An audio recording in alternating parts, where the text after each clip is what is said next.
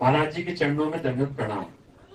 महाराज जी, कल आपके सत्संग में मैंने सुना था सब कुछ भगवान ही है, किंतु मेरा हृदय इस बात को स्वीकार नहीं कर पा अगर रहा कर है। लेगा तो सिद्ध ना हो जाओगे, सिद्ध हो जाओगे, अभी जीवन मुक्त हो जाओगे। ये स्वीकार कर लोगे तो जीवन मुक्त हो जाओगे। धीरे धीरे भजन करो, पहले एक एक सोपान पे कदम रखते जाओ तो आपको समझ में आ जाएगा।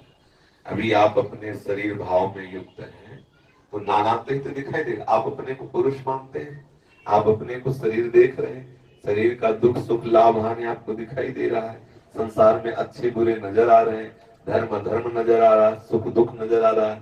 तो हमारी सांसारिक दृष्टि है ना, जब भागवतिक दृष्टि आ जाएगी तब आपको दिखाई देगा कि प्रभु के सिवा कोई नहीं।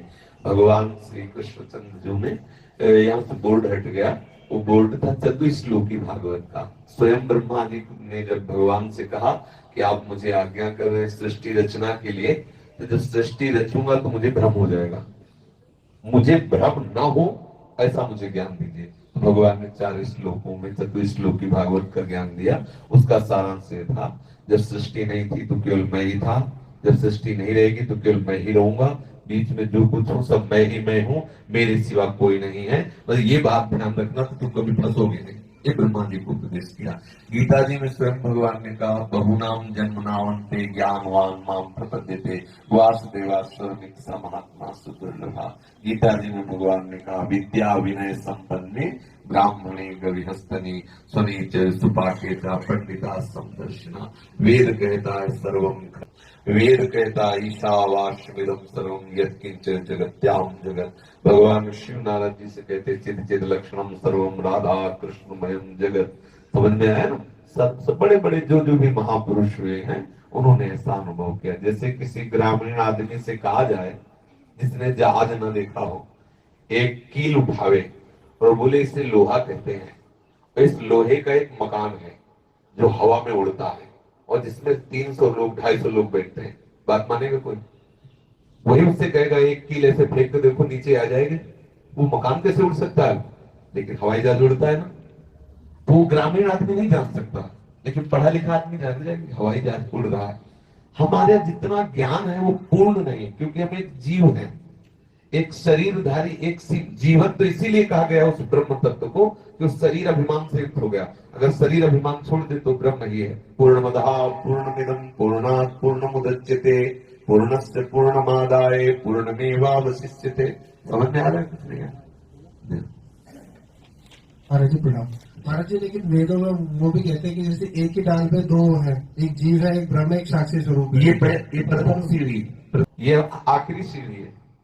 वासुदेवस्त्र महात्मा सुदुर्लभ। अब वहां कैसे पहुंचा जाता है? अब पहले देखो, बोले शरीर एक वृक्ष है, शरीर रूपी वृक्ष के हृदय रूपी घोंसले में 2 पक्षी हैं, एक ईश्वर है और एक जीव है। ईश्वर रूपी पक्षी शरीर रूपी वृक्ष के शुभ अशुभ का सुख दुख रूपी फल नहीं भोगता, पर जीव जो है देहाभिमानी होने के कारण उसके सुख दुख का फल भोगता है। अगर वो सुख दुख का फल भोगना बंद कर दे तो जानते हो आप 2 कैसे दिखाई दे रहे हैं? जैसे शीशा में तुम्हें कई दिखाई दे ना, एक शीशा के महल में खड़े हो, स्वप्रतिबिंब भ्रमा, तो ऐसा लगेगा कई लोग खड़े हैं, और अगर आप शीशा से अलग हटो तो आप ही अकेले बचोगे। तो शरीरा अभिमान रूपी उसके अंदर जो भाव है उसमें ईश्वर और जीव 2 दिखाई दे रहे हैं। और जहां वो शरीर अभिमान हटा तो ईश्वर की 2 नहीं, जागत तुम्हें तुम्हें तुम्हें हो जाए। कौन बन गया? ईश्वर ही हो गया ना, एक ही बचा ना। अब एक ही बचा तो सब जगह एक ही है। समझ में आया कि नहीं? अभी आया जी। उसके लिए साधन क्या करें कि ऐसी स्थिति आ जाए? खूब नाम जप करो, संतों का सत्संग सुनो, शास्त्रों का स्वाध्याय करो, पवित्र रहो। पवित्रता, शरीर जितना पवित्र रहेगा उतनी बुद्धि निर्मलता की तरफ जाएगी। अपवित्र भोजन, अपवित्र संग, अपवित्र विचार, ये हमें वहां तक नहीं पहुंचने देते। हम शास्त्र विरुद्ध आचरण न करें, संतों का संग करें, तो आप देखो अपने आप हृदय निर्मल होने लगेगा और आपको स्फुरणाएं होने लगेगी, आपके अंदर आने लगेगा भगवान के स्वरूप, ये बात आने लगेगी, क्योंकि यही सत्य विषय है। और ये आने लगे तो बहुत बड़ी साधना हो गई, बहुत बड़ी। कोई ऐसा महात्मा नहीं हुआ जो सिद्ध हुआ और ये अनुभव ना हुआ। देखो राम जी के उपासक गोस्वामी तुलसीदास जी, कृषि राम में सब जग जानी, करो प्रणाम जोरी जुग पा। मानी नहीं कह रहे, जानी, मैं जान गया प्रभु ही है। केवल मानने से काम नहीं चला, देख लिया मैंने, जाना प्रभु ही है। और गोपियां कह रही, चित देखूं चित श्याम मई है, जिधर देख रहे उधर श्याम सुंदर ही दिखाई दे रहे। समझ में आ रहा है? हाँ, ये सिद्धांत है। धीरे से आप नियम से बड़े भाग्यशाली हो जो आप प्रभु की इस रहस्य को जानना चाहते हो, प्रभु के मार्ग में चलना चाहते हो, अपने आप को संभालते रहो। बड़ी पूर्वजन्म की तपस्या और भजन की प्रताप से आपकी मन बुद्धि इधर लग रही, नहीं तो इधर प्रश्न ही नहीं खड़ा होता, वो उधर ही भागता है संसार की तरफ। आप भाग्यशाली हो, थोड़ा और पैर हिम्मत से आगे बढ़ाओ तो धीरे धीरे मार्ग पुष्ट होता जाए। ठीक है महाराज जी, कितने महीने में आ जाएगी?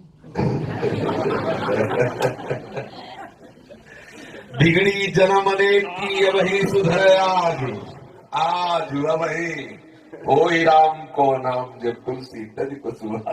जितनी जोर की व्याकुलता होगी उतनी जोर से आपको शीघ्रता से भगवत तत्व का बोध। अब व्याकुलता आप देख लो, जब ऐसी व्याकुलता हो जाए, नहीं खान पान पे भावे है, नहीं कोमल वसंत सुहावे है, सब विषय लगे ते खारा है, हरियासिक का पन्यारा है।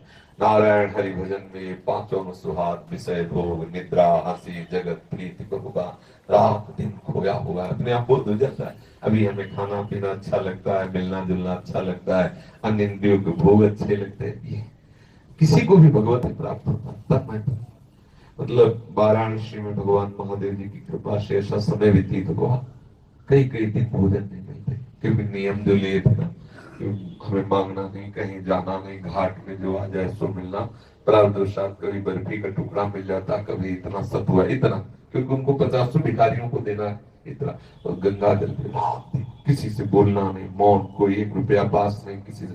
धीरे धीरे धीरे धीरे तब ऐसा लगने लगा था आज मुझे प्रभु मिलेंगे, आज प्रभु मिलेंगे। तपती हुई धूप में वो पंडों की छतुरी छोटी छोटी होती, वहीं बैठे रहते।